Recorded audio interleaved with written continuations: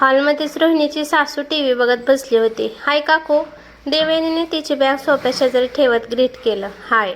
रोहिणीच्या सासूने तोंड वाकडं करून तिला उत्तर दिलं. देवयानीला त्यांचं हे वागणं अपेक्षित होतं, त्यामुळे तिने त्यांच्याकडे दुर्लक्ष केलं. मी रोहिणीला मदत करते, ती बोलली आणि रोहिणीच्या रूममध्ये गेली तर रोहिणी बेडवर बसून धापा टाकत होते. हे रोहिणी, काय झालं?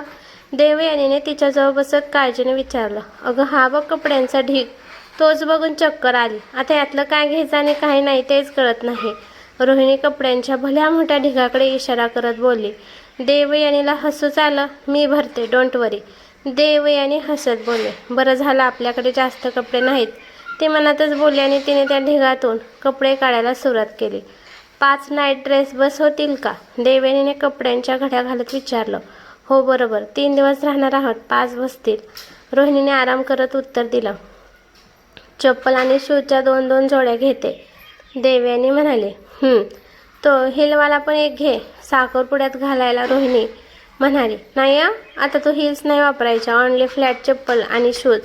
देवयानी म्हणाले. अरे पण रोहिणी, अगं त्यावरून तू पडू शकते. भलेही सवय असू दे, पण रिस्क कशाला घ्यायची? तसंही पहिले 3 महिने खूप काळजी घ्यावी लागते, असं सायली काकू बोलत होत्या. देवयानी म्हणाली. तू काय त्यांच्याकडून माझ्यासाठी काय बरोबर आणि काय चूक याची लिस्ट घेऊन आली का? रोहिणी म्हणाली. नाही ग, फक्त विचारलं. आणि तुला माहिती आहे, मी स्वतः तुझ्यासाठी डिंकाचे लाडू बनवले आहेत. तुझ्यासाठी आणि बेबीसाठी खूप हेल्दी असतात, असं सायली काकू बोलत होत्या. देवयानी बॅगेमधून एक डब्बा काढत बोलली. देव, मला असलं काही आवडत नाही रोहिणी चेहरा बारीक करत बोलली. खाऊन तर बघ. देवयानी तिच्या हातात एक लाडू ठेवत बोलली. रोहिणीने नाईलाजाने तो लाडू खाल्ला. अरे वा, गोड आहे. रोहिणी हसून बोलली.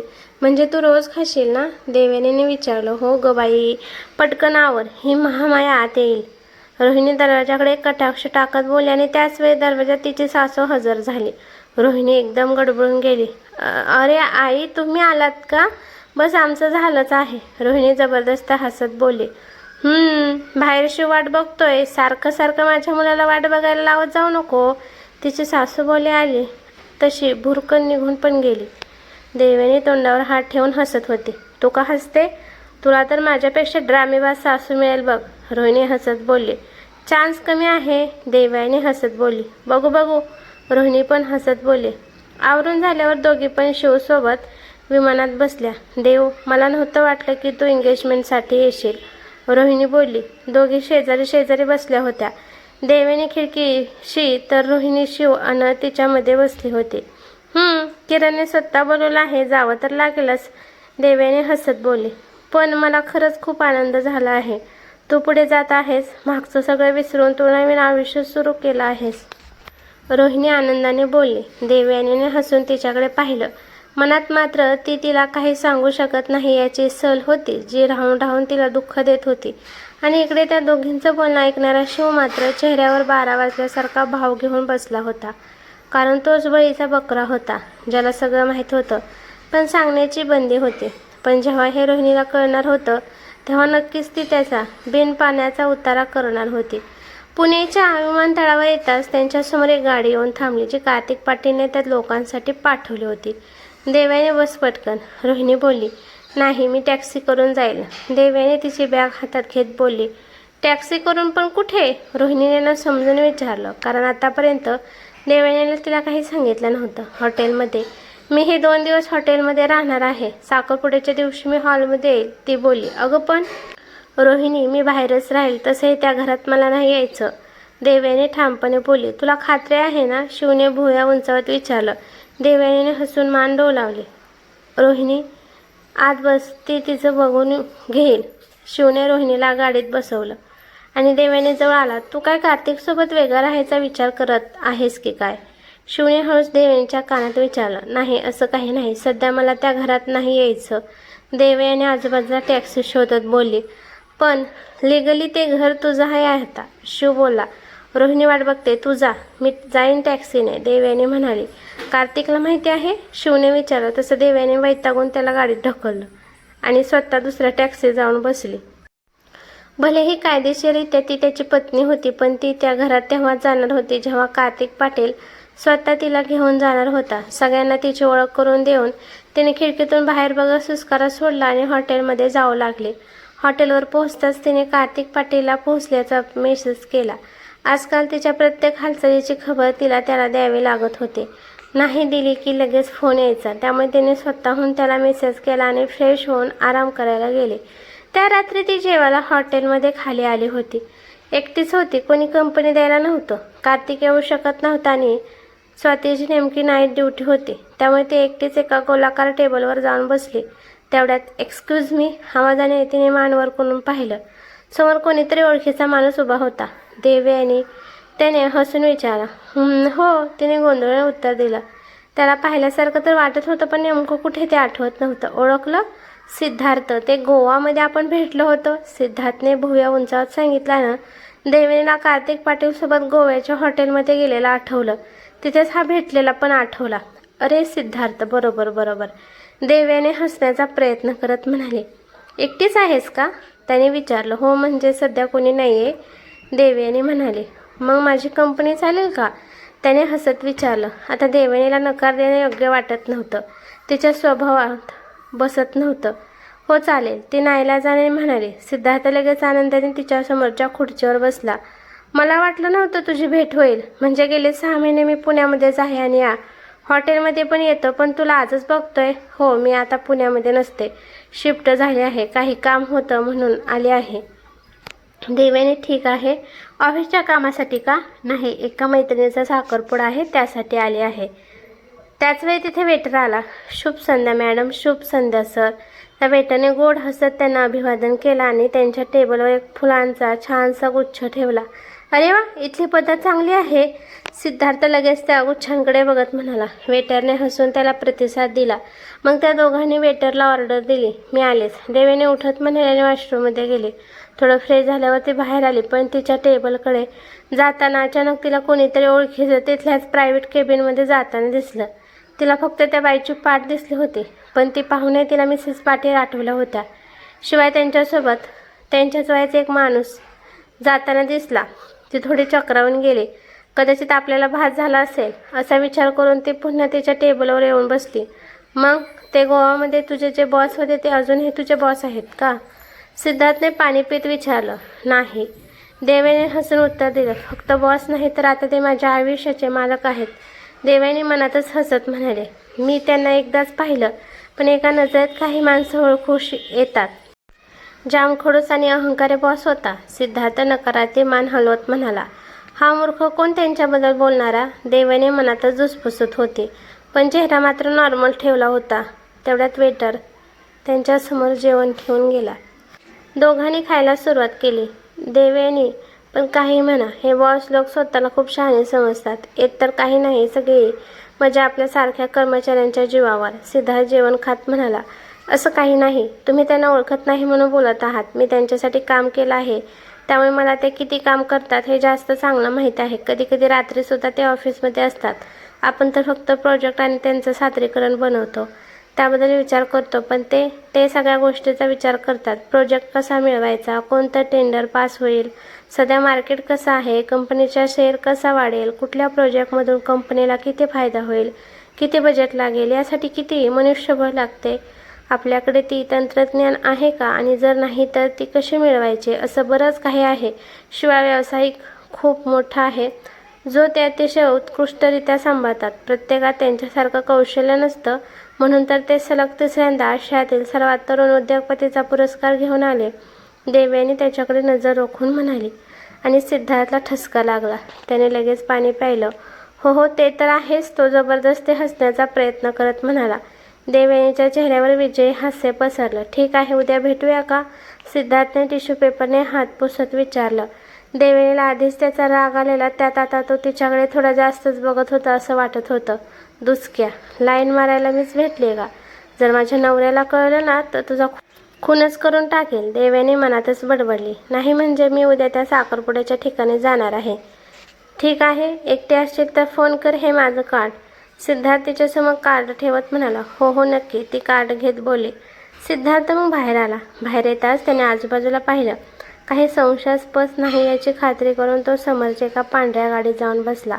इकडे तो जाताच देवयानीने सुटकेचा निश्वास सोडला आणि मग तिने त्या प्रायव्हेट केबिनकडे पाहिलं जिथे मगाशी तिला मिसेस पाटील सारखी बाई दिसली होती.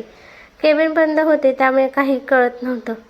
थोडा वेळ ती तसेच तिथे बसून राहिली. तेवढ्यात तिचा फोन वाजला. तेही पर्समधला गुप्त फोन. तिने आजूबाजूला पाहिल्यानं फोन रिसिव्ह केला. हॅलो, तिने हळूवार आवाज दिला.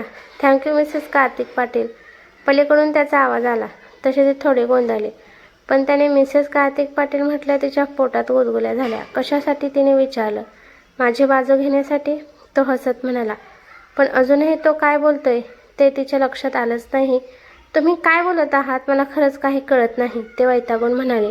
देवयानी, तू खूप भोळी आहे. जाऊ दे, जर तुला माझी आठवण येत असेल तर सांग, मी लगेच तिथे येतो, तो म्हणाला आणि ती पुन्हा लाजली. नाही नको, इथे भेटणं योग्य नाही. ती पुन्हा आजूबाजूला पाहत हळू आवाजात म्हणाली. Yes I know that. आता जाऊन झोप, तो बोलला. तिने ओके बोलून फोन कट केला. हे ना, कधी काय बोलतात काहीच कळत नाही. आता मी यांची वकिली कधी केली? खरंच यांना मी दिलेली नावं अगदी सूट होतात.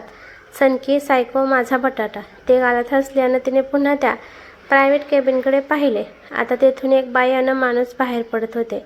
बाईच्या डोळ्यावर काळा गॉगल होताना चेहरा पण स्कार्फने बांधलेला होता, त्यामुळे तिला ती नीट दिसली नाही. पण तरीही त्या मिसेस पाटील आहेत असंच तिला वाटलं.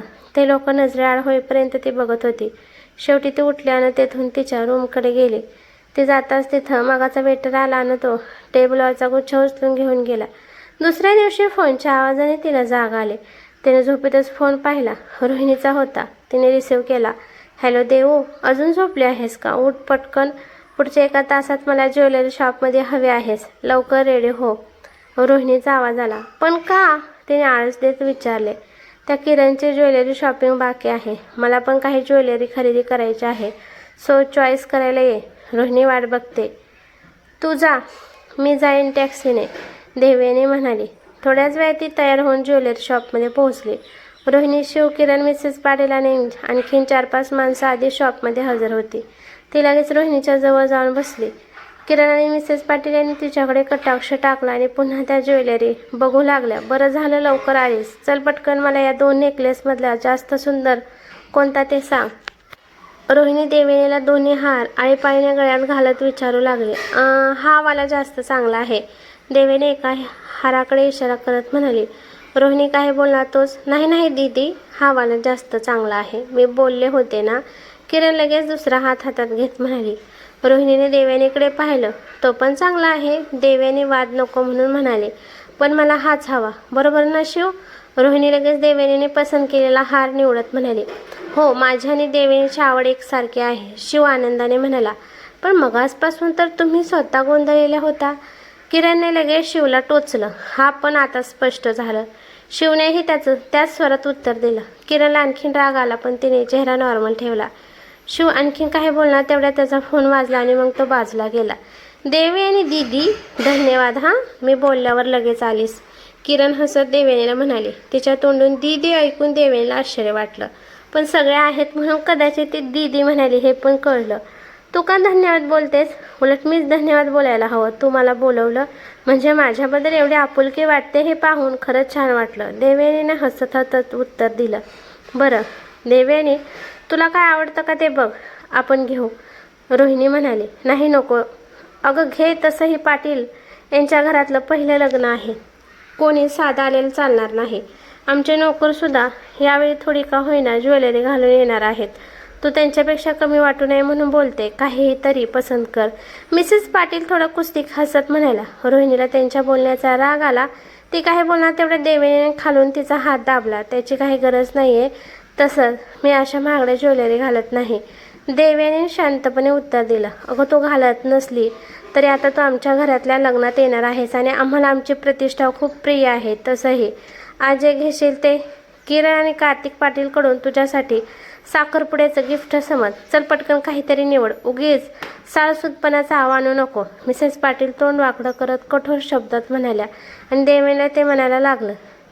देवेने, आपण तिकडे जाऊया का? मला पैंजण घ्यायचं आहे. रोहिणीने तिला चांदीच्या सेक्शनकडे इशारा करत विचारलं.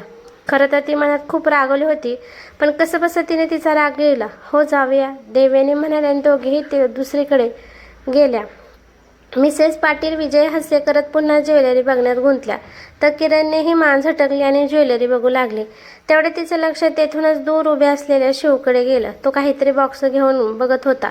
त्याच्या आसपास उभ्या असणाऱ्या महिला वाकून वाकून त्या बॉक्समध्ये बघत होत्या आणि मग त्यांच्या चेहऱ्यावर काहीतरी खूप सुंदर गोष्ट पाहिल्याचे भाव दिसत होते. शिवने त्या बॉक्सचे फोटोही काढले आणि मग तो बॉक्स घेऊन तो रोहिणी आणि देवयानीकडे गेला. काकू मिळालेच. किरणला आता उत्सुकता लागली होती त्या बॉक्समध्ये काय आहे हे बघण्याची. ती लगेच त्या दोघी होत्या तिथे गेली. रोहिणी, देवयानीसाठी मी निवडले. आपल्या दोघांकडे तिच्यासाठी छोटीशी भेट. शिव बॉक्स दाखवत रोहिणीला म्हणाला, वाव, खूप सुंदर आहे, अगदी देवयानीसारखं. देवयानी, घालून बघ. रोहिणी खुश झाली. नाही, नको, मला खरंच काही नको. देवयानी लगेच म्हणाली, तुला घ्यावंच लागेल, बघ तरी. शिव रोहिणीच्या नकळत देवयानीला डोळा मारत म्हणाला आणि नेमकं ते किरणने पाहिलं. देवयानीने गोंधळून बॉक्सकडे पाहिलं आणि आता मात्र तिचे डोळे विस्पारले, कारण आतमध्ये अतिशय सुंदर लाल स्ट्रॉबेरी आकाराच्या हिऱ्यांचा हार होता. त्यातल्या स्ट्रॉबेरी बघूनच तिला कळलं की तो हार कार्तिक पाटीलने पाठवला आहे. देवयानी, ते काही नाही, जा आणि घालून बघ. हा नाही तर दुसरा कुठला तरी हार घ्यावाच लागेल. तुला कोणी बोललेलं मला नाही आवडत, जा पटकन. रोहिणी देवयानीच्या हातात बॉक्स ठेवत म्हणाले. देवयानीने शिवकडे पाहिलं. दोघे एकमेकांकडे पाहून हसले आणि तेथून दुसऱ्या काउंटरकडे गेले. किरण लगेच रोहिणीजवळ आली. दीदी, तुम्ही पाहिलं का? शिव जिजूने त्या देवयानीला डोळा मारला. तिच्यासाठी हार पण निवडला. नक्कीच त्यांच्यात काहीतरी सुरू आहे. तुम्ही गरोदर आहात आणि जिजू तुमच्याच मैत्रिणीसोबत मज्जा. किरण पुढे काही बोलणार तेवढ्यात, तुझी हिंमत कशी झाली? मूर्ख, बेअक्कल, बोलताना थोडं तरी भान ठेवत जा. काही पण बडबड करत सुटलीस. देवाने दिलेली अक्कल काय विकून खाल्लीस का? रोहिणी तिच्यावर चांगलीच भडकली. हॅलो दीदी, मला खूप अक्कल आहे. तुमचे सध्या जागेवर नाही म्हणून सांगत होते, पण तुमच्या तथाकथित मैत्रिणीवर जास्त विश्वास आहे ना. जेव्हा तिचं खरं रूप कळेल ना, तेव्हा नक्कीच तुम्हाला माझी आठवण येईल. पण त्यावेळी उशीर झालेला असेल. तुमचा नवरा कदाचित तुमच्या हातात नसेल. किरण रागाने म्हणाली. हो का? तुला कोणी चोंबडेपणा करायला सांगितलं आहे? ते दोघं माझे आहेत. माझं मी बघून घेईल. त्याने देवयानीला डोळा मारू नाही तर हात पकडू. ते आमच्यात राहू दे. तू सांगायची काही गरज नाही. आणि देवयानी शिवला राखी बांधते. शिव तिला तिच्या बहिणीचा दर्जा देतो. काही माहिती नसताना उगीच तोंडाचा पट्टा चालवत जाऊ नको. रोहिणी रागाने ओरडली. त्यांचं ओरडणं ऐकून मिसेस पाटील लगेच त्यांच्याजवळ आल्या. काय झालं? मिसेस पाटील यांनी विचारलं. काकू, एक गोष्ट नक्की म्हणावी लागेल. तुम्ही कार्तिक पाटीलच्या गळ्यात धोंडा बांधत आहात. धोंडा. रोहिणी धोंडा ह्या शब्दावर जोर देत म्हणाली आणि तेथून शिव व देवयानीकडे निघून गेली. किरण मात्र दात ओठ खात तिला पाठमोरे बघत होते. प्रिय वाचक हो, तुमच्या प्रत्येक सुंदर कमेंटमुळे लिहिण्याचा उत्साह अनेक पटींनी वाढतो. तुमचे प्रेम, कौतुक आणि प्रत्येक भागानंतरची आतुरता हेच माझ्यासाठी सर्वात मोठं बक्षीस आहे. कथा वाचून तुमच्या भावना, प्रतिक्रिया आणि गोड शब्द जेव्हा कमेंटमध्ये वाचायला मिळतात तेव्हा मन खरंच आनंदाने भरून येतं. तुमच्या अमूल्य प्रेमासाठी आणि सततच्या पाठिंब्यासाठी मनपूर्वक धन्यवाद. असेच प्रेम आणि आशीर्वाद कायम राहू द्या. तुमच्यासारखे प्रेम वाचक मिळाले हे माझे भाग्य आहे. धन्यवाद.